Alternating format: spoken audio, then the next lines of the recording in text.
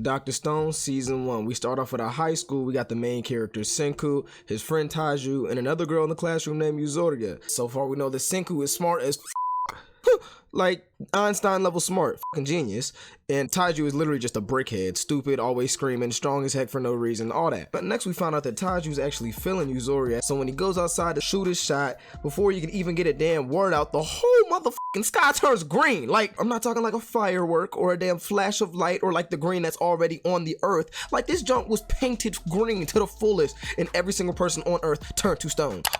What the fuck? What the hell? That all just happened so quick. I'm just sitting here like, what the fuck? And anyways, 3,700 years go by and we found out that Taiju's still alive. And like I said before, he's just a fucking brickhead. So this nigga breaks up out the stone somehow. Then he discovers that Senku's also broken out the stone. And not only is he broken out the stone, but he's been out of the stone for 6 fucking months and started to build a society, literally out of like sticks and stones, literally. They figured out a formula to depetrify the rest of the people. It was made out of like bad guano, bad dookie, you get it. They gather up enough of the bad juice to free one person. Of course, this man Taiju is still love drunk over Yuzoria, so that's who they go to free out. Then out of nowhere, these get chased by a pack of fucking lions, bro. What the hell?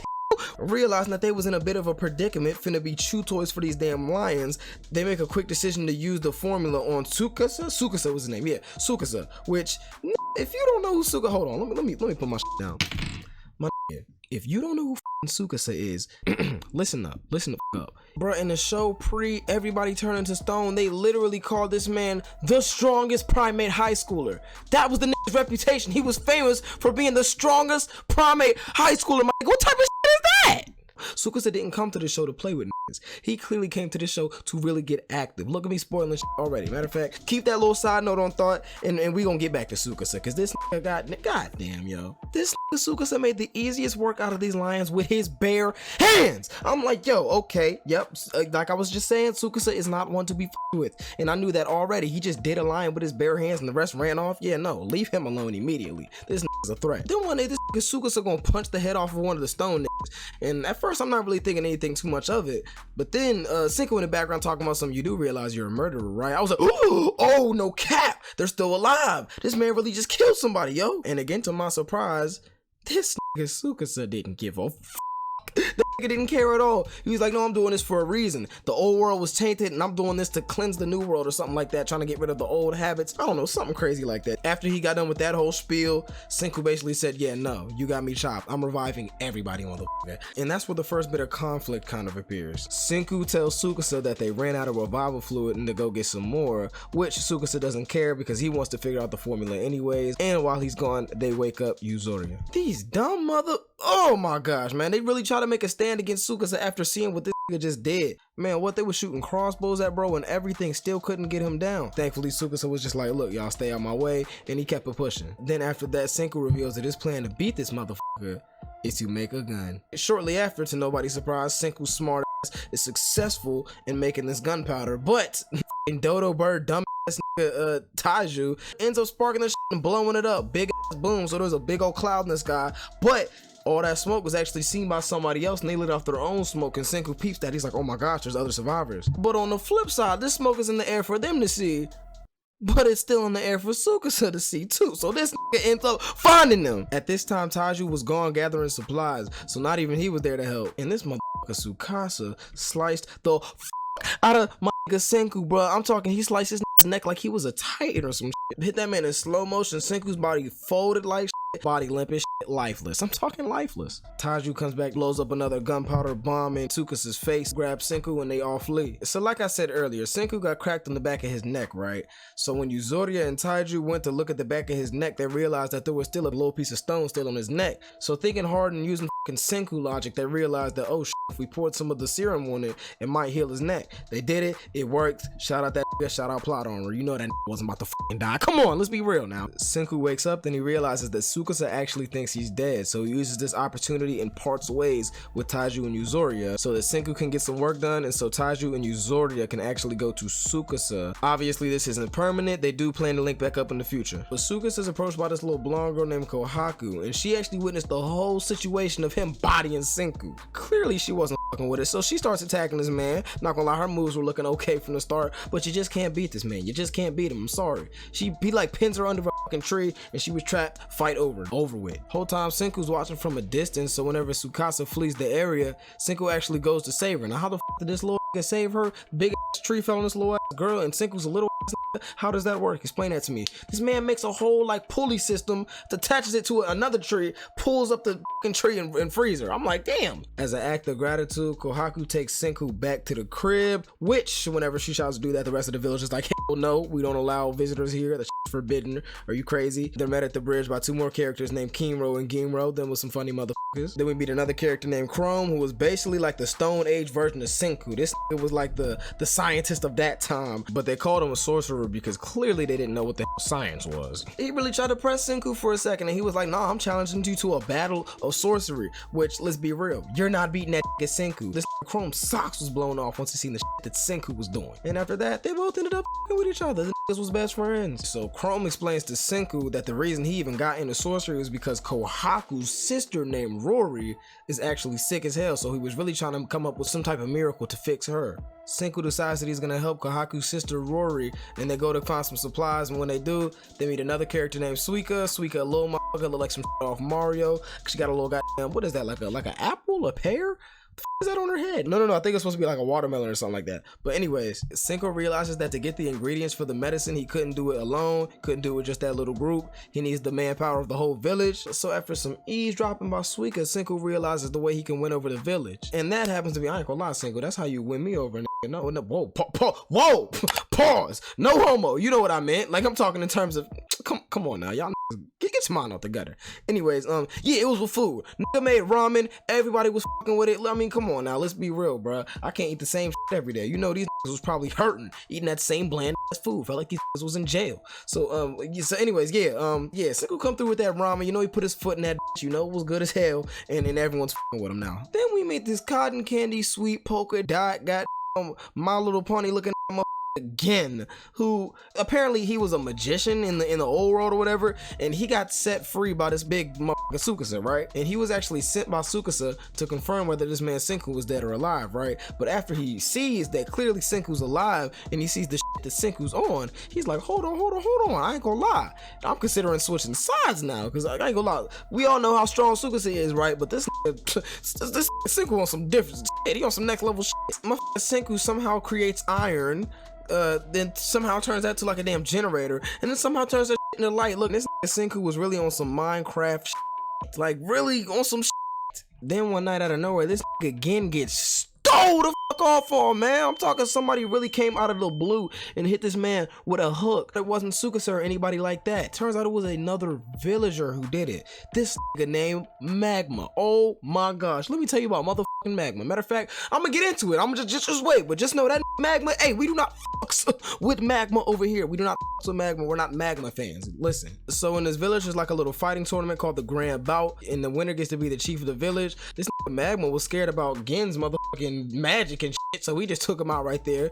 But the reason he wants to win is so he can marry Rory, Kohaku's sister, right? And since she's sick, Magma wants to get her up out the way. He said he was gonna deal with her, get her dealt with, take her out, and frame it as a suicide. Bro, what? What the fuck are you on, my nigga? You got problems. What is good with you? Why do they still got this man walking around free? Then we find out that Kohaku actually beat this Magma in the previous Grand Bout. So to her, she's like, I don't give a fuck. I'm just gonna beat that ass again. Then we jump back to this again. Yeah, bruh, this is alive. Not only is he alive, but he's crawling into a cave. What the fuck? Where is he at? He crawls back into where Tsukasa is, where we also see the Tsukasa putting together his army. But I'm just like, dang, man, all because of Magma. This again's getting ready to snitch. Oh, I should have known this was gonna snake. He folded on Tsukasa. I don't know why I didn't expect him to switch on us. I'm so mad at my head, bro. But then Gen's like, yes, I'm confirming. Senku's dead. I was like, what? Wait. What? This nigga again is solid? I'm like, hold on, you just got body and you still running back and still riding for the in the village?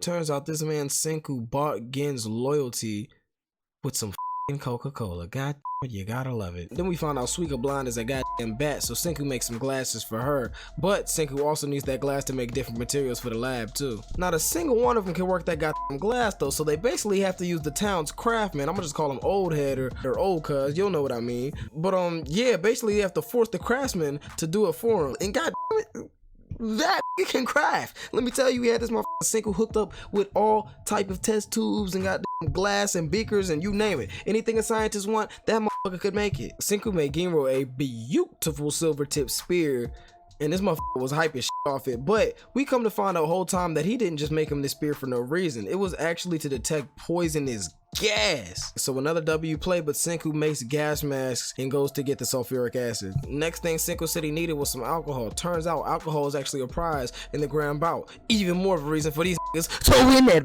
Oh yeah, I forgot to mention, the whole time they have not let this nigga Senku in the village. He was literally right outside the gates whole time. But for the grand bout, they finally let my nigga in. And when he finally enters the village, Rory's like, hey, Senku, I recognize that name.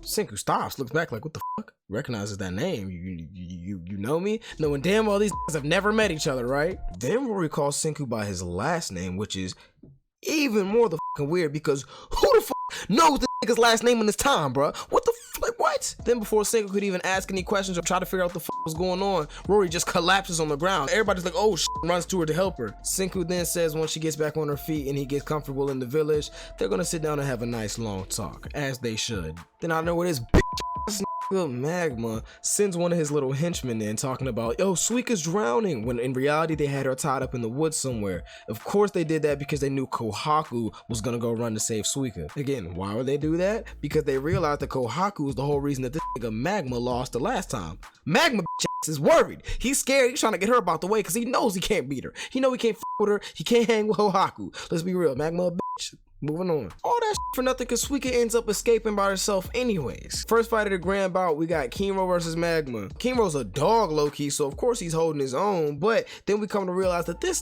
got fucked up vision too. Same shit that Suika had going on. So Magma started getting his ass a little bit, but then Suika realized what the fuck was going on and tossed that motherfucking mask over the bro, landed it right on his head, and yo, that shit was hard as hell, I ain't gonna lie. The way he had that mask on, he was the way he was standing there with the little like staff in the back, that joint was hard as fuck. But that was a whole new nigga, bro. Kinro started fighting all different now that he could actually see. I'm talking, he started whooping ass. Magma really could not hang with bro. Magma couldn't fuck with bro at all once he got his vision right. Magma big ass on his hands and knees, damn near dead. Talking about some, yo, you're cheating, you're using a little mask or the glasses or whatever, that's an enhancement, blah blah blah. Kinro's like, that's bullshit, you're lying. He's like, okay, talk to the ref. So Kinro turned around to talk to the ref, right? And literally in an instant, Magma, poof, that nigga, literally right when he had his back turned, cracked that nigga and got him. I'm sitting here mad as fuck, yo. Motherfuckers like Magma get on my goddamn nerves, bro. You always trying to cheap shot niggas, just pussy, bro.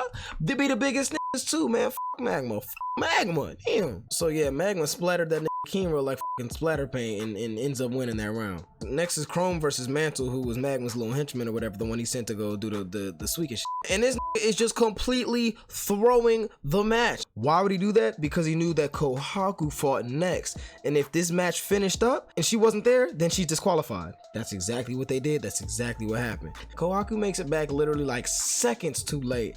And at the end of the day, she didn't care. She was just happy that Suika was alright. So here we are. It's Chrome versus Magma. Now let's be real. Chrome, he's great with the science, but he is not great. I'm talking subpar when it comes to the hands. Magma is whooping his ass, beating the nigga the fuck down. Like, it doesn't make no sense. I'm like, geez, why would they even put these niggas in the ring together? That was just a bad idea from the jump. So Ging jumps in talking about some, oh, I've done a magic spell that has Magma froze, and if he moves, something will like blow up his heart or some bullshit like that. But anyways, this nigga Magma believed it and was not moving for that 1 minute. Chrome realizes, oh shit, I only got 1 minute left. What the f can I do or will I do to beat this nigga? Because if not, in about 57 seconds, I'm gonna turn into fucking carcass. He looks over and still sees that broken piece of Suika's little helmet and grabs the glass from that, uses a reflection from the sun, and sets this nigga Magma on fire. I'm talking, this Magma damn near turned into fucking magma. Then grabs his little staff and hits this man with a low blow. Quite literally a low blow. Like, he hit that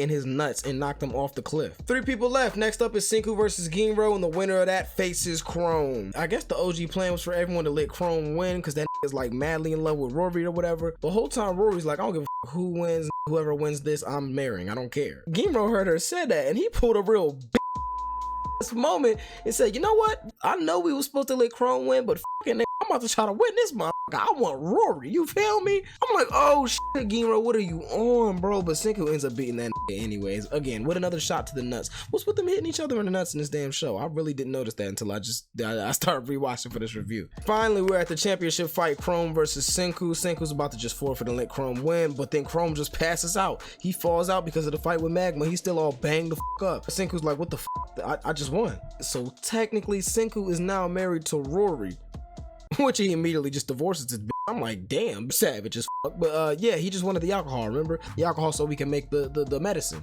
Senku gives Rory the antibiotic. Whoa!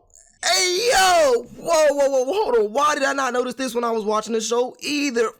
Senku, Rory, what the f is y'all doing? Senku just sitting here just feeding. Oh my gosh. It is even worse on Rory. Look at her. She just sitting down looking up. Okay, yep, nope. This is getting too vulgar. Back to the review. Senku gives Rory the antibiotic. She's cured. It turns out she had pneumonia the whole time. And now they named Senku king of the village. The king of what we found out is called Ishigami Village. Huh, wait, what? Ishigami Village? Hold on.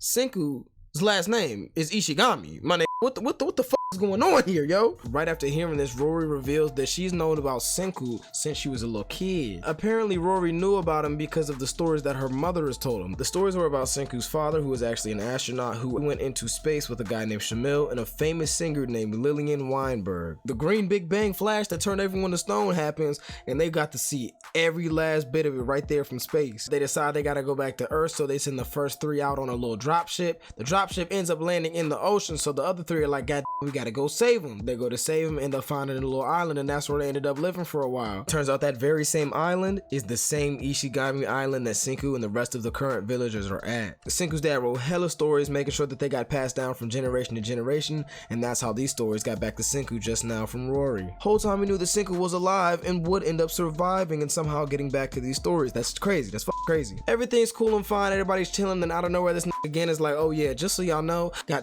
high school primate is sliding back with an army, just so y'all know, so y'all better be ready. Literally no time wasted. Tsukasa's men end up going for the village, led by this crazy looking named Hyoga. This motherfucker was something serious. He ends up up bro at the bridge, because you know he don't got his low vision on, so his eyesight's bad. And then boom, Senku shoots a motherfucking gun. A gun, like gunpowder and a rock, boof, and it hits the mountain behind him. Senku's like, yeah, go ahead, cross that motherfucking bridge, cause we got motherfucking guns. This your only warning. Them niggas turn right around. The whole time it turns out Senku was bluffing. That was the only bullet he had, but thank God his plan worked. Literally 3 days later, the niggas returned to attack the village again. But in them 3 days, niggas was grinding. Let me tell you, cause Senku and them motherfuckers had katanas. Fucking katanas, bro. I was lit as a bitch. These niggas were chopping the heads off of their axes and the tips off of their spears. So these motherfuckers didn't know what to do. Of course, like I said a little bit ago, Hyoga is no hoe. This motherfucker is still fighting, and he has a clean shot and ends up going to stab Kahak, but then boom, crack. This spear breaks. We get a flashback. This motherfucker again sabotaged his spear. This forces the bad guys to take their ass home again. Part 2, another win for the Village of Science. And now it's actually known by Tsukasa and the other guys that again is for sure not loyal to them anymore, and he's working with the Kingdom of Science. Then we learned the whole time that attack was never supposed to work. Whole time that was just a distraction so that one shorty can sneak in and set the whole village on fire. Little Suika ends up getting loose, but the bad guys end up going after her. I was like, oh shit, it's over with. But do y'all remember that sulfuric acid from earlier? She ends up actually approaching that. Thankfully, Senku comes through and saves her. But Hyoga and his men see it coming and actually jump up in the tree to protect themselves too. This Hyoga was like, man, how dangerous really is this gas below, bruh? So he cracks his own with the staff and knocks him down there and fucking kills him just to see if it was gonna kill him for it. Like, yo, what the hell? What is wrong with you? Snake has issues. He has problems. He needs to see somebody immediately. Now, Senku's next thing is to create a cell phone. Meanwhile, while all that's happening, Chrome and Overhead Craftsman or whatever ended up creating a fucking water wheel. This Senku was mind blown as shit. Senku, Chrome, and Magma are inside of a cave looking for more materials. Senku and Magma end up getting trapped together for a little bit, which it looked like this Magma was actually trying to kill Senku, but the whole time he was actually trying to save him. Chrome ends up getting him out, and they end up getting what they was looking for. One thing leads to another. Boom! These have successfully made a cell phone. Everyone's super happy and excited, but then they come to the realization that In order for this to work,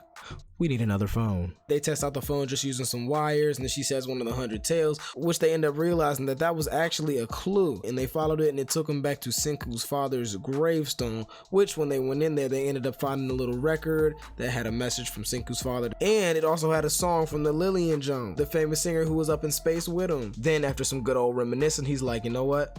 I'm gonna get the world back to that. But it all starts with using these cell phones to get in contact with Taiju and Yuzoria inside of the Tsukasa Empire. And god damn it, man, that's how the season ends. Sheesh. Let me know what y'all want next, though. Appreciate each and every single one of y'all for watching this all the way through to the end. And I'm out. Peace. Yo, Goon out this motherfucker. Love y'all. Peace.